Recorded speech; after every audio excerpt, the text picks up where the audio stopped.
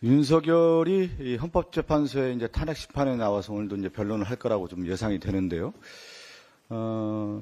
윤석열이 지난 헌법재판소 탄핵 심판에 나와서 자기는 자유민주주의 수호를 위해서 평생 몸을 바쳤다, 이런 취지의 말을 했는데 정말로 어처구니가 없습니다. 윤석열이 자유민주주의를 제대로 이해하고 있는지를 모르겠어요. 자유민주주의의 가장 기본 원리, 우리나라 이제 통치 질서, 헌법 질서를 유지하기 위한 자유민주주의 질서를 위해서는 사상적 토대가 있는 겁니다. 이 자유주의라고 하는 것은 기본적으로 자유권적 기본권을 확보하기 위한 자유주의죠. 그래서 천부인권이라고 하고 기본권이라고 하는 거예요. 근데 왜 자유주의를 주장하게 되냐면 국가 권력의 인권 침탈이 있었기 때문에 이 자유주의인데, 그래서 자유주의는 헌정적 자유주의라고 하는 거예요. 헌법에 기반한 자유주의라고 하는 거예요. 그래서 헌정주의라고 하는 부분, 입헌주의라고 하는 부분이 있는 건데, 거기에 가장 기본적 토대가 뭐냐면 헌정주의에 있어서는 국가 권력의 인권을 침탈하지 않기 위해서 만든 헌정적 자유주의의 기본적 사상은 바로 권력 분립인 겁니다.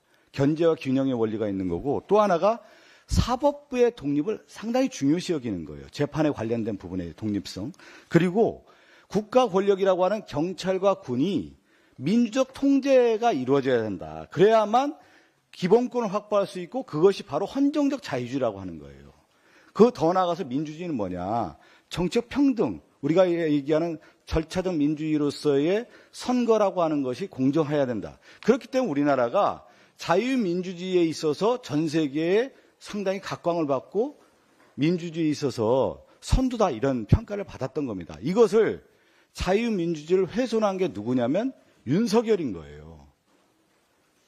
헌법 질서를 침탈한 겁니다. 무슨 자기가 자유민주를 지금까지 지켰어요. 완전 우리나라를 지금 망치고 있는 것이고, 또 하나는 이 자유민주 질서의 가장 중요한 것 중에 하나가 뭐냐면 공화주의예요. 공화주의. 그래서 우리나라는 민주공화국이라고 해서 공화국을 얘기하는데, 이 공화국은 리퍼블릭인데 바로 레스 푸블리카, 공적인 거예요.